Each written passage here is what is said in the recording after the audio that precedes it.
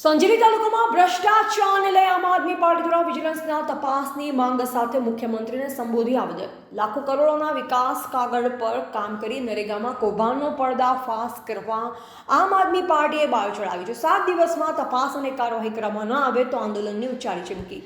આજરોજ મનરેગા યોજનામાં બચુભાઈ ખાબડના પુત્ર કિરણ ખાબડ દ્વારા 71 કરોડના કૌભાંડમાં સંજેલી તાલુકામાં પણ વિજિલન્સ તપાસ માટે આમ આદમી પાર્ટી સંજેલી તાલુકા પ્રમુખ અલ્પેશભાઈ ચારલ દ્વારા માંગ કરવામાં આવી, જેમાં ઉપસ્થિત કાર્યકર્તાઓ મહામંત્રી રણજીતસિંહ વસૈયા, ઉપપ્રમુખ જયેશભાઈ રાઠોડ, યુવા ઉપપ્રમુખ રાહુલભાઈ ગ્રાસિયા, મહિલા પ્રમુખ ચંપાબેન મછાર, શિક્ષણ પ્રમુખ રામસિંહભાઈ બામણિયા તેમજ આ કાર્યકર્તા હાજર રહ્યા.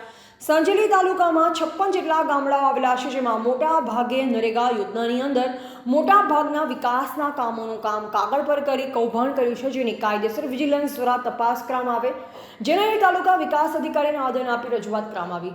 સરકારી તિજોરીને લાખો કરોડોના કૌભાંડ કરનારા ભાજપના નેતા હોવાના આક્ષેપો કરવામાં આવ્યા.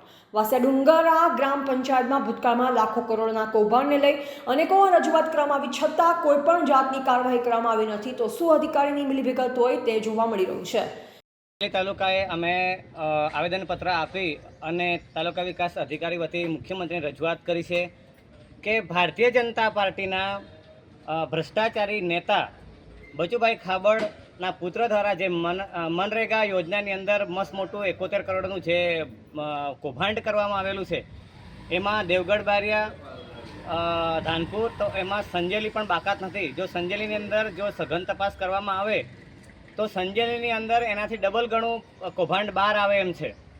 ભારતીય જનતા પાર્ટીએ ગાંવ ચલો અભિયાન ચલાવીને ગામડે ગામડે ઘર ઘર સુધી એમના કાર્યકર્તાઓ પહોંચીને ઘર ઘર સુધી એમને ભ્રષ્ટાચાર કરેલો છે. અત્યારે તમે જ્યાં જુઓ ત્યાં સ્ટોન બંધ હોય, કેટલ શેડ હોય, કૂવા હોય, રોડ રસ્તા હોય, તો દરેક જગ્યાએ સ્થળ પર કામ જોવા મળતું નથી.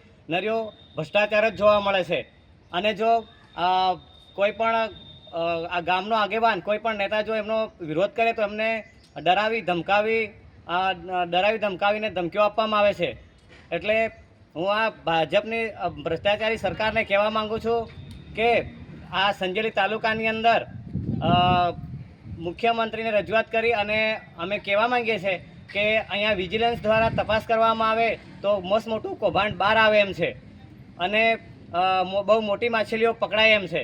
તો આવનાર દિવસની અંદર જો 7 દિવસની અંદર જો આ કોઈ તપાસ કરવામાં ના આવે તો અમે ગાંધી ચિંધ્યા માર્ગે આંદોલન કરીશું અને ધરણા પ્રદર્શન પણ કરીશું. અલ્પેશ ચારલ. મારું નામ રાઠોડ વિસિંગભાઈ સળુભાઈ.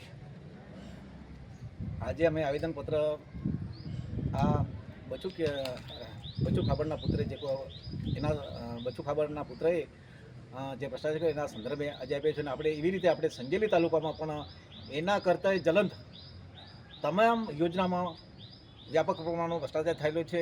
આ બાબતે અમારી પંચાયત લાગતી એવી ડુંગરા પંચાયતમાં અમે અનેક વાર રજૂઆત કરી છે, પરંતુ તાલુકા વિકાસ અધિકારી અરજદારની કોઈ નિવેદન લેતો હતો નહીં. સીધો જ એ અધિકારીને ઉપલા અધિકારીને જાણ કરીને આવી રીતે અરજી સમેટવાનું કામ કર્યું છે. અને અમે પુરાવા સહિત આપવા બી મંજૂર છે, બિલો સહિત આપવા બી મંજૂર છે. અને જો કોઈના લાભાર્થી જાણતા નથી એવા નામે બી પૈસા ઉપડી ગયા છે. કોઈના નામે અરજદારના નામે કોઈ જાણતા જ નથી અને સીધા પૈસા ઉપડી ગયા છે. આવી રીતે આ સંજેલી તાલુકામાં વ્યાપક એટલે ભ્રષ્ટાચારનો કોઈ અંત નથી. અને આ માટે કોઈ અધિકારીઓ કોઈ રસ લેતા નથી અને ખોટા રિપોર્ટો બી કરી દે છે અને અરજદારને જૂઠો પાડે છે. તો આ બાબતે એવી સઘન તપાસ થાય અને કાયદેસરની કાર્યવાહી થાય એવી મારી અરજ છે.